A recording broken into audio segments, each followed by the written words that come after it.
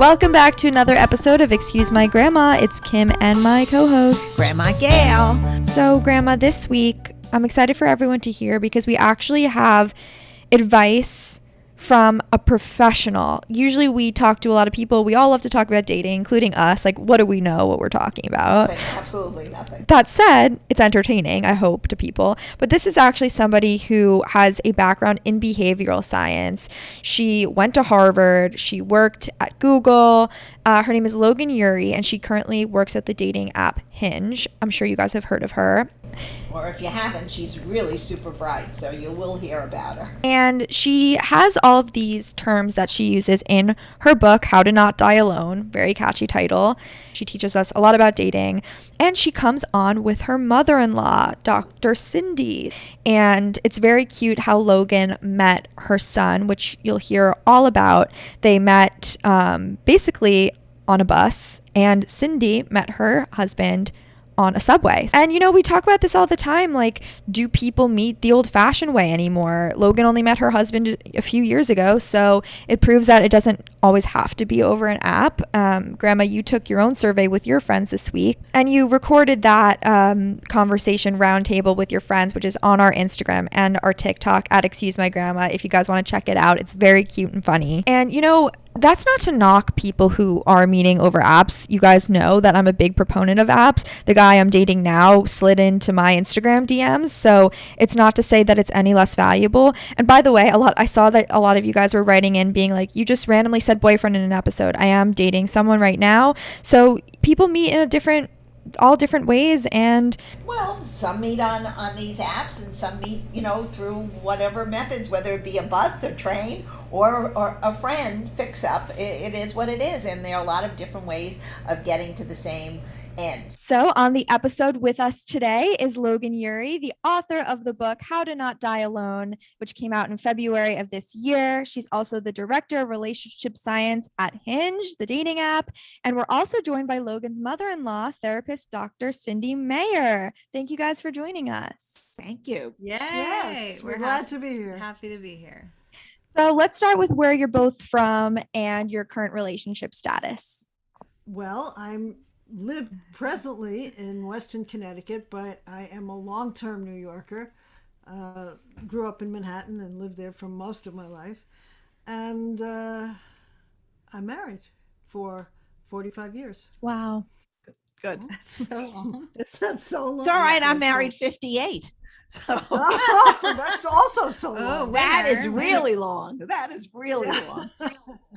I am from South Florida, Boca Raton, and I currently live in Oakland, right near San Francisco. And I have been married to Cindy's son for 1 year. Congratulations. You're a newlywed. So I want to hear the story about, Logan, how you met Cindy's son. We can both tell our versions of the Yeah, story. that's good. We want to hear both of your versions. We're pretty involved. I was pretty involved. Okay. I met my husband Scott when we were undergrads in college, and we met in 2007. And we know this because we became Facebook friends after that. So we know it from Facebook. And I don't know if we ever spoke again until 7 years later when I saw him on Tinder, but I swiped left. So I said no to him.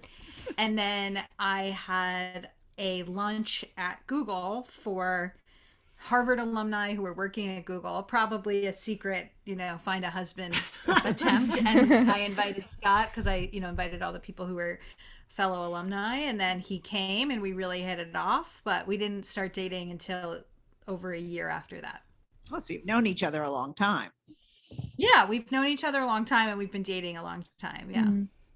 Cindy, what's your version of the story? Well, I was visiting Scott in San Francisco, and we sort of ran out of things to do because he didn't shop. And he said, "You want to meet my friend Logan?" He'd obviously gotten a text from Logan. So we went to a coffee shop, tea shop, to meet Logan, and we spent about an hour. And Logan invited us to the party she was going to, and I wanted to go and he didn't. And when we said goodbye, after we said goodbye to Logan, I said, Oh my God, she is fabulous and That's beautiful. great. And I think she really likes you. I definitely did. By the time I got off the plane at JFK, I got a text from Scott that said Logan and I are dating. Oh, I love it. So before that, you weren't exclusive then? Like, how No, long we had you weren't- been I seeing mean, each other? Maybe we had gone on one date, but we weren't. He definitely wasn't like, "Here's a girl I'm seeing." You know, he was Oh, casual. wow. I think he was like, "Here's a woman." But he used dating when he got that text. Right? No. But when you met me, Oh, I was a friend, you were a and then friend. when you got home, we were dating. Right. Oh yeah, that makes sense because I think we met you like on a Saturday afternoon, and by the next Sunday. That was fast. So Logan, did you feel Yeah. weird about this guy saying, "Come meet my mother"? So No, early no. on? I think I was like Jewish mom Right. in the back. Right. No, it was great. I loved it. I loved, and also like, I think saying like, "Oh, my Jewish therapist mother." That's like very Right. like in my wheelhouse. My You know type of exactly what person. to expect. And when I got home, I was taking a writing class at the time. I wrote a story called How I Met My Daughter-in-Law. Oh, isn't that Oh. nice? Oh, so Even though we had- you had a feeling. I had a She feeling. liked. Yeah. She I knew. could have been wrong. It was a good story anyway. I could have been wrong, but I wasn't. Yeah, You knew it's sad. before Logan knew, maybe. Do you think It's it's nice. very important to date somebody that your family is going to get along with? Or do you think that relationships maybe have a higher success rate when that's the case? In general, yes, because in-law problems make problems in a relationship. But sometimes, like in my case, we got along, but we weren't close, and that was fine. As long as everybody's reasonably Pleasant. courteous and welcoming and pleasant. Yeah, exactly. Is that something that people bring up a lot? Like, oh, my mother-in-law is coming to town. Oh, people bring up issues with each other's parents, with their own parents, with each other's parents frequently. Yeah, Yeah. how much I they think should- many times the guys are always, the girls are always resentful of the husband's mother. That's a typical. Wait, why? But I don't know.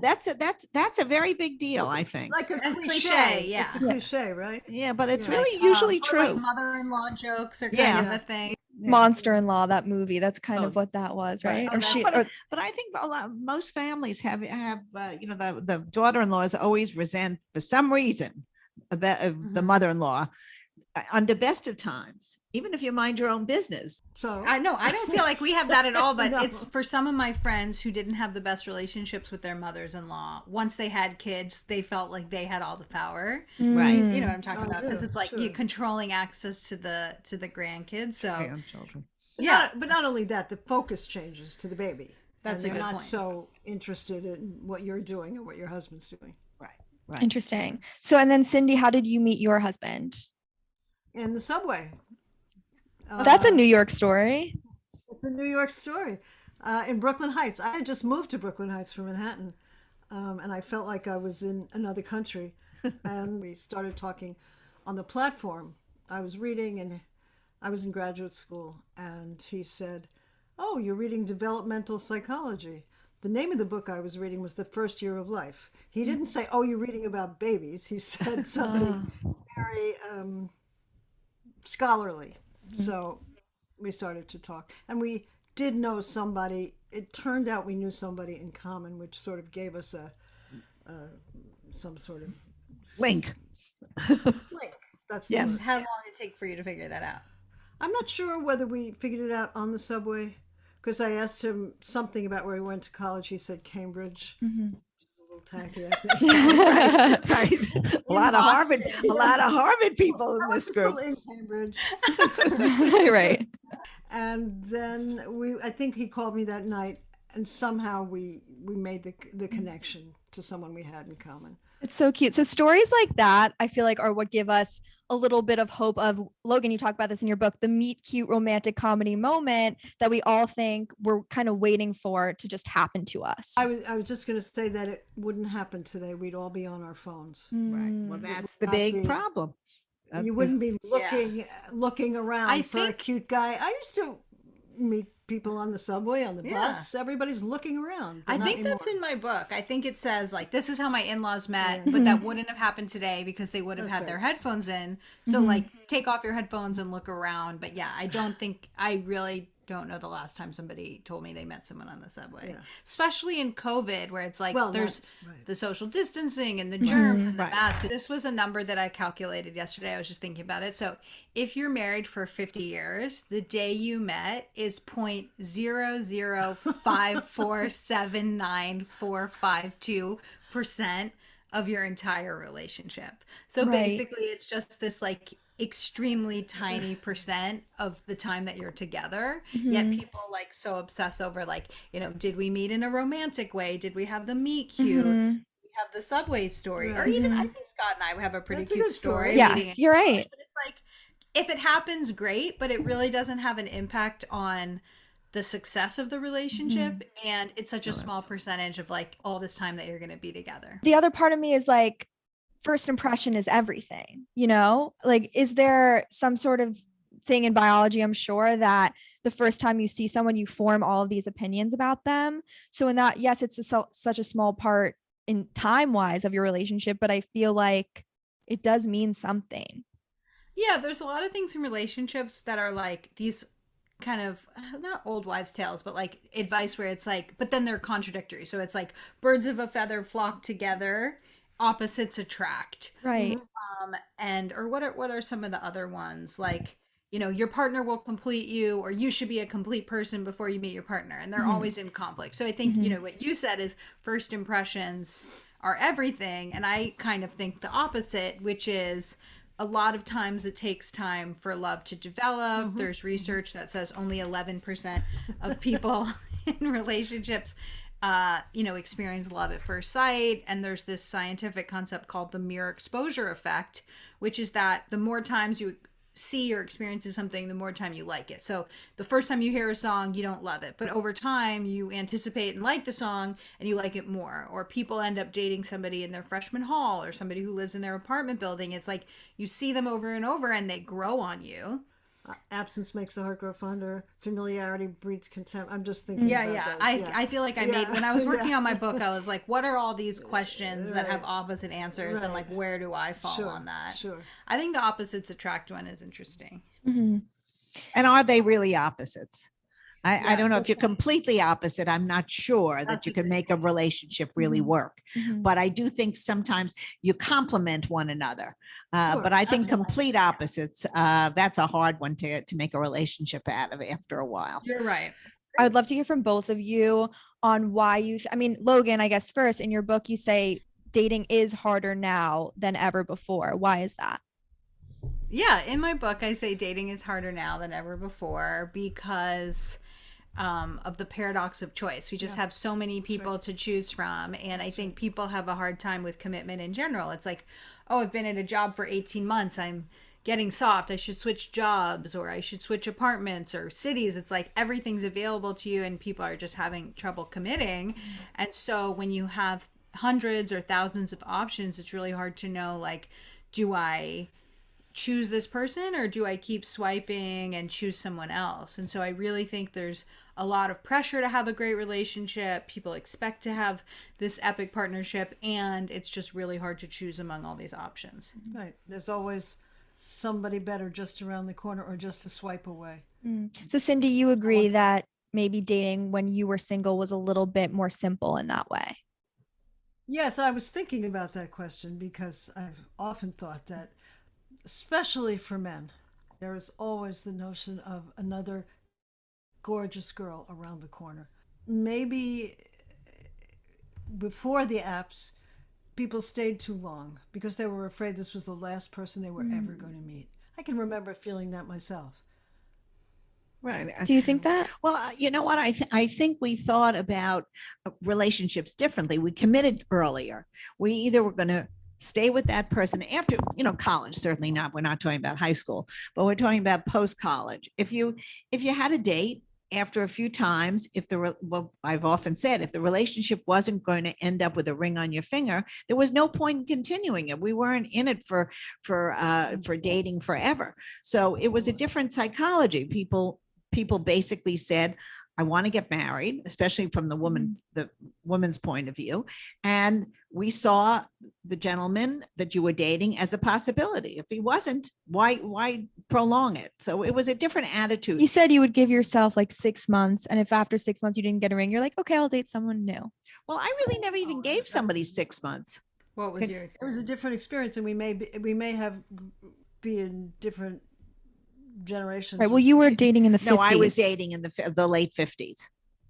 Yes, I was dating later, and I remember when I graduated from college, I went to a lot of weddings, Mm-hmm. and I thought I really need to get married. And by 3 or 4 years later, the world had changed, Yeah. and there were articles about swinging singles and Right. That was the whole difference. sexual Right. revolution, and I was good being single. Right. Yeah, I think that was we've discussed this many times. That was Yeah. the generational difference, and the women who were married during that period oftentimes got divorced Absolutely. because they felt they had missed an entire part of their lives. And Did you have friends like that?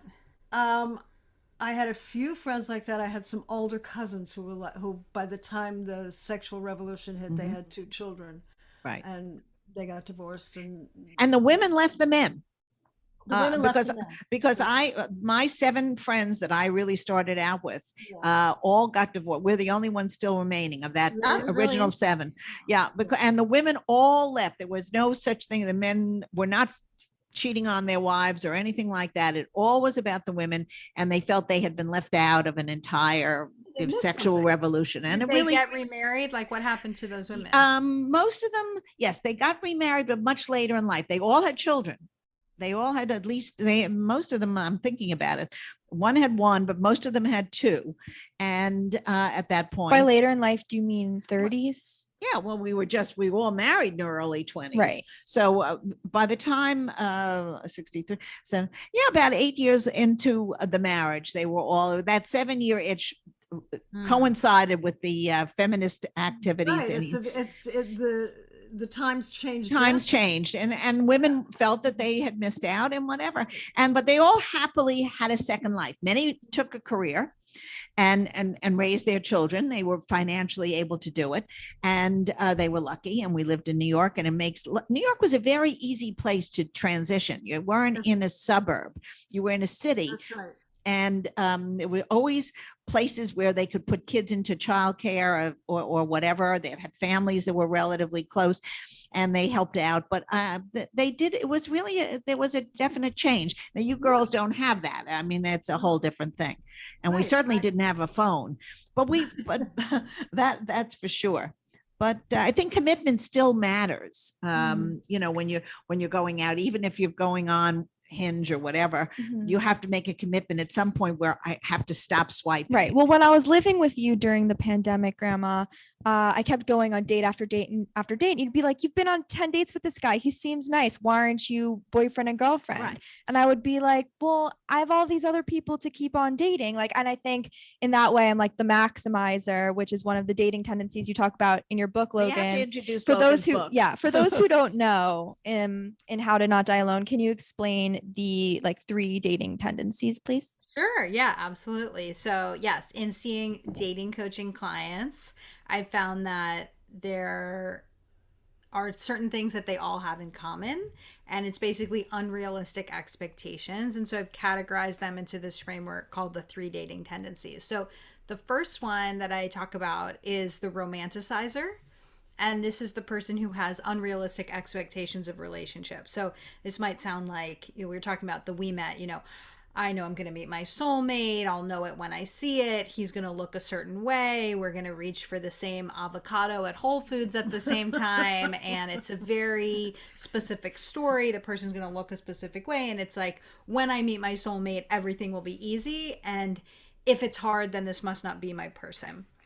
And then the second one that you're just referring to is the maximizer. And the maximizer has unrealistic expectations of their partner.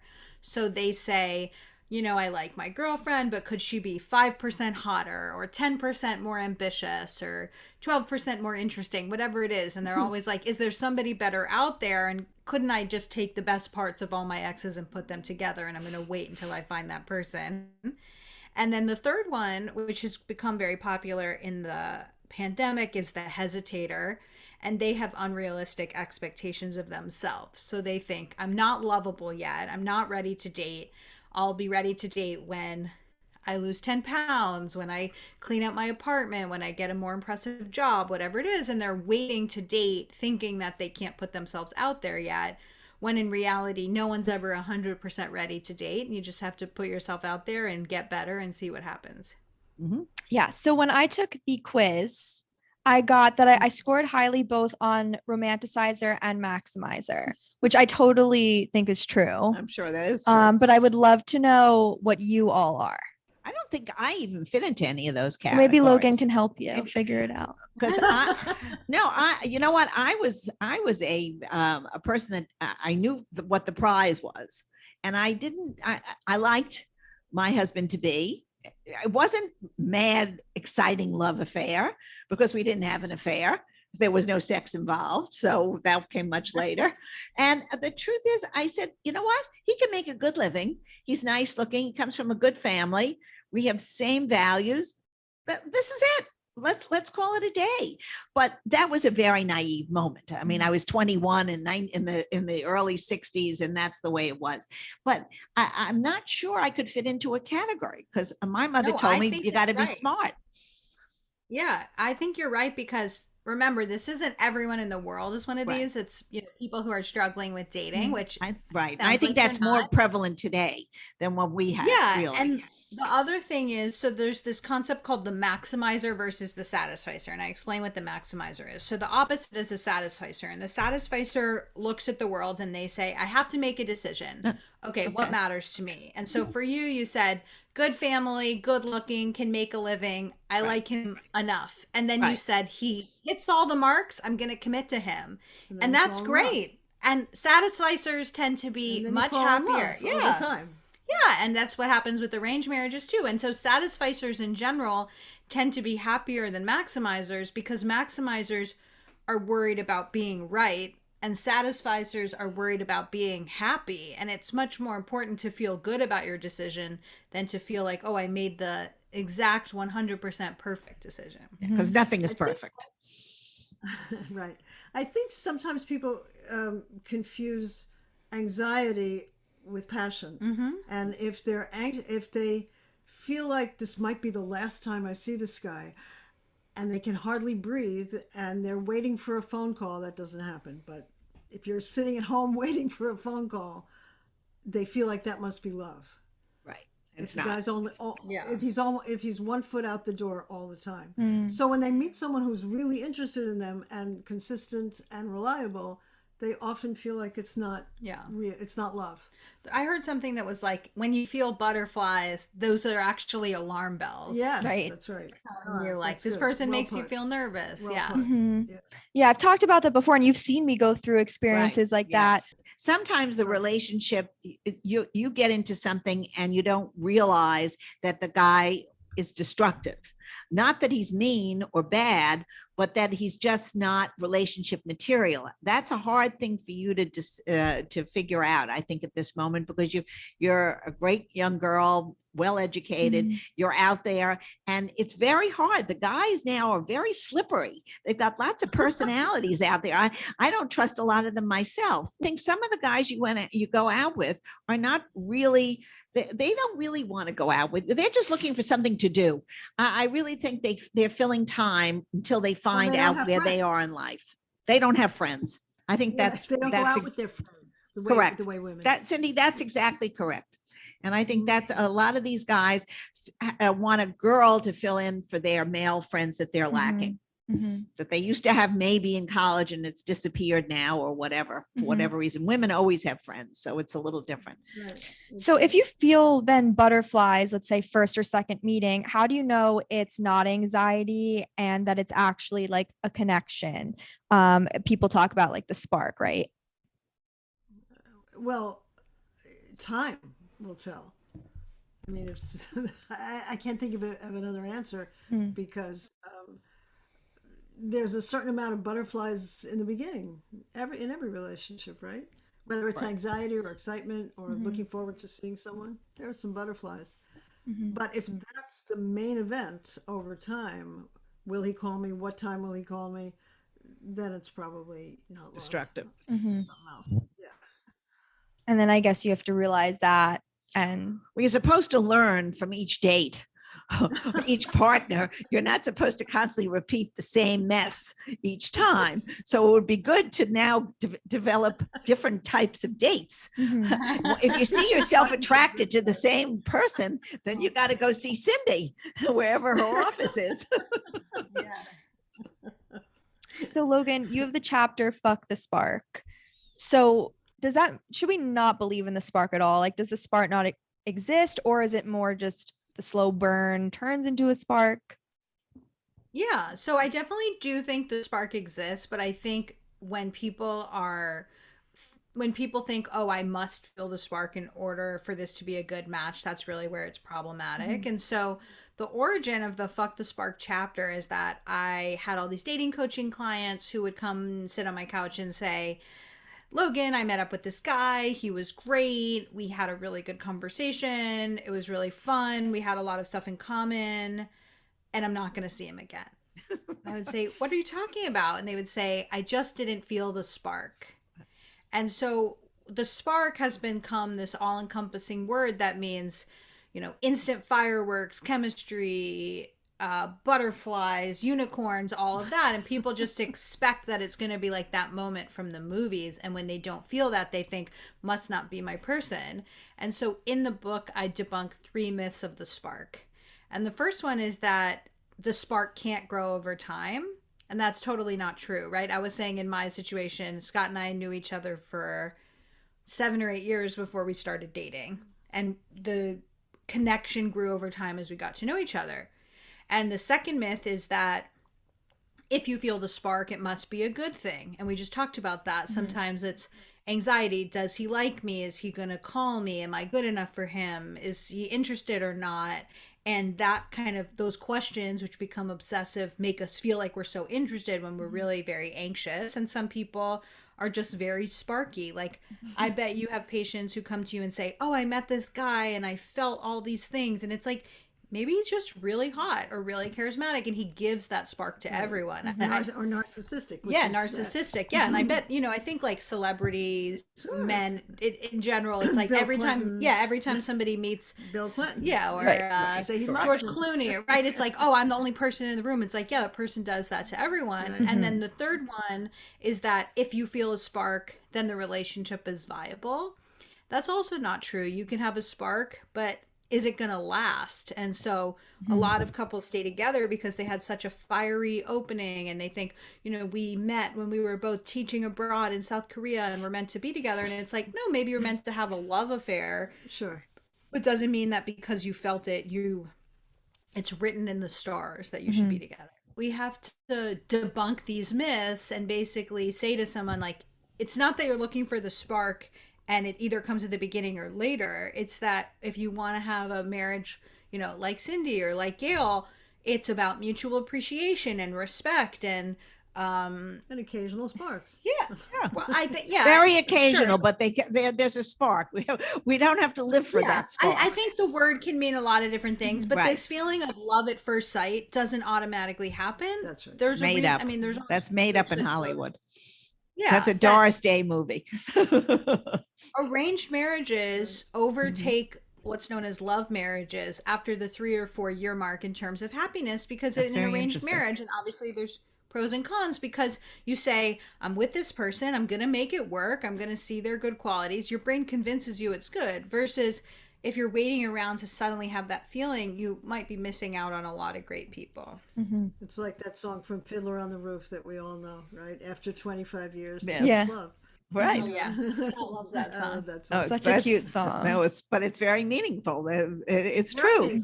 Right. You build up a relationship over years, and it's not wild passionate, but it's love, it's respect, it's a whole group of things.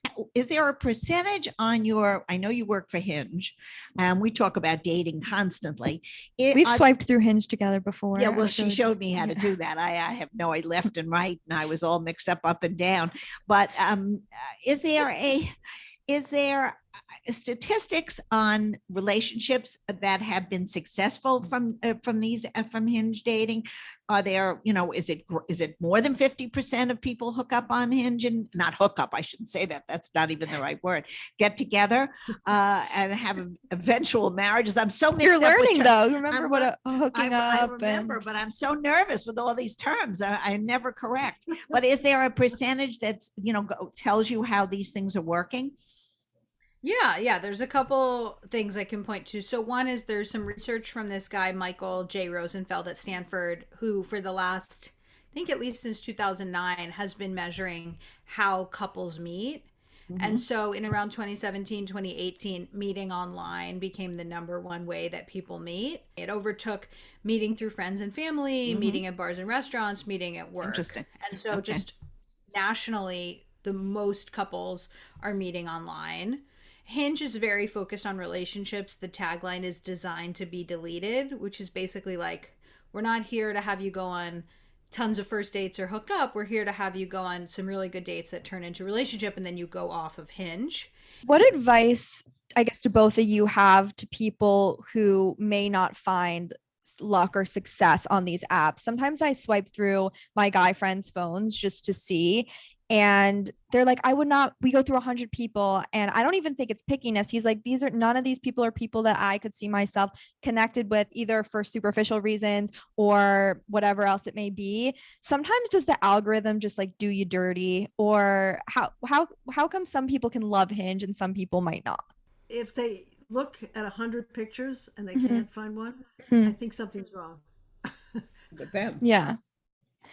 They have too high expectations. Mhm. It's going back to that same thing. People have to say, I'm not settling. It's not a word. The settling is not the right word.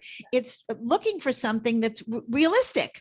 I mean, you can't, you can't go out with, like you said, George Clooney. You're not going out with George Clooney. He's not looking for you. He's got And an you're L, or what's her name? Amal. Amal. See, that's the whole thing. I think that's where the expectation goes for the man and the woman. They really don't see themselves.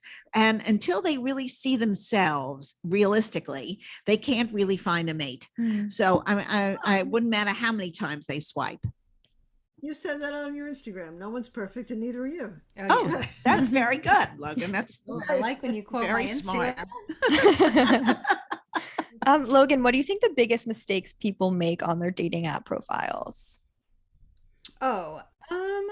Yeah, on their profiles, I think one thing that people do is they are like, okay, I'm finally downloading Hinge. Like, I just want to get to my matches. And so then they rush through the sign up and they're like, what are the last 6 photos on my phone? I'll just upload those, and one word answers, or, instead of writing something thoughtful, they say, check out my Instagram. And so I think the first mistake people make is just not putting enough effort in. When, going back to first impressions on an app do really matter. That's what people are judging you based on.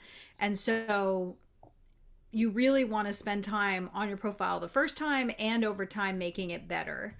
And so you want pictures that have variety, right? I saw a guy's profile recently where it was 6 photos of him taking selfie in front of monuments in Europe wearing the same glasses. And I was like, we went on a Euro trip, but the selfies aren't flattering. You're wearing the same thing. It looks like you don't have any friends because it's just you taking pictures. And I was like, you can have one picture from that, but I want to see a picture of, you in maybe a formal outfit, you doing an activity you love, a clear headshot of your face without filters, without sunglasses. And so you want to tell a story with your profile. You want variety. You want your pictures to be flattering, but accurate. I had a client recently who was like, I went on a date with this girl and she just totally didn't look like her pictures. And she, as he said, knew her angles, which like I totally knew what he meant. Like she knew how to pose in a certain way, but you don't want that. You don't want to show up on a date and have the person be like, oh, I'm disappointed. You want it to be you on your best day, but not you on your best day 10 years ago. Right.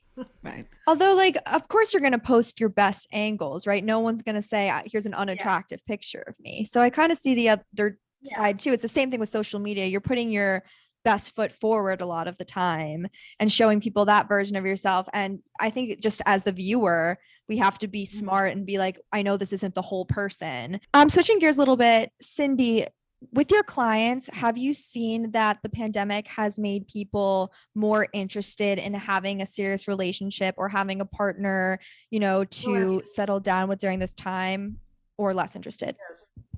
Yes, and sometimes it is a settling down that would not have happened under other circumstances. Logan, does Hinge data kind of support that, the move away from hookup culture and toward monogamy?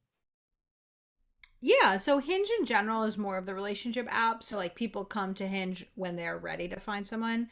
But in terms of trends over the last 18 months, we found that a lot of people spent the early months of the pandemic alone, and they were, didn't have the distractions of weddings and networking and happy hours, and they were just sitting there. And Lonely. yeah, they became more intentional about who they are, what they want, Right. what kind of relationship they want to be in. So we're really seeing people who got serious about like, okay, I keep dating this kind of guy who's not interested in me and I chase him, I'm going to break that habit. And instead, I'm going to block my ex and I'm going to try this new thing. And so we really saw this rise of intentionality, people becoming more thoughtful. And then we also saw people valuing relationships more, saying, I want someone there for the next pandemic. And so there's this intentionality plus this motivation. And so we called this summer the relationship renaissance because so many people were really ready to meet someone. And I think it wasn't about shock girl summer or hookup culture. It was saying like, I'm really ready to find my person. We love to kind of end the episodes with advice that we've gotten from our grandparents. If either of you ever received something about love or relationships from either a grandparent or parent that our viewers may enjoy. My mother said always put on lipstick, but I didn't listen. Are you wearing lipstick right now? And I am now, but yes, I know I only put it on once a day. You reapply a lot. I always do. Yes. If I go out, you have to put on a face. You can't go out. And you always get caught if you don't. My mother used to say, if you're going to find somebody that's going to see you without your makeup on, that's going to be the worst. So you just, when you leave in the morning, be That's my prepared. mother's attitude as well. I was more rebellious than that, but that was my mother's attitude as well. I'm thinking about like some of those cliches. It's not really what my parents said, but don't go to sleep angry. Right. or- Right. Well, I that's don't know. I true, think- though. That's Yeah, true, but though. then I Well, also sometimes you I do. feel the opposite. I feel kind of like I'm sometimes at the end of the day I'm tired and like Yeah. let's deal with this in the morning. Right, leave me alone. Yeah, I would say I think the best advice I've gotten from family about relationships is my aunt who talked about it's a Hebrew word of kavanah, which is intention. So it's how, you have a busy day at work and you're in a crazy mood and you come home and you can either enter your house in that mood and be like, this went wrong and that went wrong and I couldn't find parking and I got a ticket, or you take a step and you say, how do I want to greet my partner? What energy do I want to bring in? How will the way I'm acting impact that person? And just taking that breath or that moment to really think about like, what impact do I want to have? How do I want to show up? And then shifting your behavior. It's interesting. That's exactly for a good marriage. You have to leave the office outside the door. You Yeah. walk in, you have a family, you have children, or if you don't have children, you still have to have the relationship together. Leave the troubles But at the I door. kind of disagree. Sometimes you want to alright. talk to your partner about the things you're going through. Well, at maybe work. not the minute that you've walked in the door. I think you should have dinner, settle down, and ask each other what their day was, and then maybe it'll come out and ask their opinion about it. But I think you have to somehow separate work from your relationship, otherwise it all gets too blurry and you don't really spend enough time worrying about each other. I think That's my opinion. I think the most important thing in a relationship, not only from my own experience, but from my client's relationship, is acceptance. Now they call it radical acceptance, but acceptance of one another. Appreciation and acceptance of who the other person is. It doesn't work if you're trying to change somebody. Yeah. And on that note, Cindy, did you ever give your son any love or dating advice that Logan, maybe you can attest if you took it or not? Oh yeah. No, I don't know the answer to this. No, he never asked me for any. He knew right away he had a good thing. Well, he did bring me to you. He did. So He did. that was a form of Yep. implicit. Yep, that's advice. right. That's right. If you want to tell Well- our listeners like how to find both of you, maybe we can end that way. Well, right now I'm working at home. I'm working remotely, but my office in Westport, Connecticut will be open very shortly. My office in New York is not, but I'm accepting clients from all over remotely. How do they find you? They find me. You can look on Psychology Today. Cynthia Mayer, PhD. Okay. And Logan, what about you? Yeah, people can find me on Twitter and Instagram at Logan Ury. If they're interested in coaching, they can go to loganury.com and they can take that 3 tendencies quiz on my website. It's loganury.com/quiz. And then my book is available most major retailers, Amazon, and I also read the audiobook. We loved talking to Logan and her mother-in-law, Dr. Cynthia Mayer. Okay, let's move on to our 1950s movie of the week. We were thinking about cute ways that people have met. As you guys heard, Logan met her husband on a bus. Cindy met her husband on a subway. And in this movie, they met on a boat. But not any boat. Not any boat. They were running away, I think, from the Germans. African Queen. That was 1951. Humphrey Bogart and Katharine Hepburn. It is a classic. And you know how to follow us on Instagram and on TikTok at Excuse My Grandma. DM us our questions, or you can email your questions. That's questions@excusemygrandma.com. Also, we do a email listserv every week telling you guys about the new episode that comes out. If you want to be added to that, please ask me on Instagram. Give me your email and I'll add you. And we will see you next week.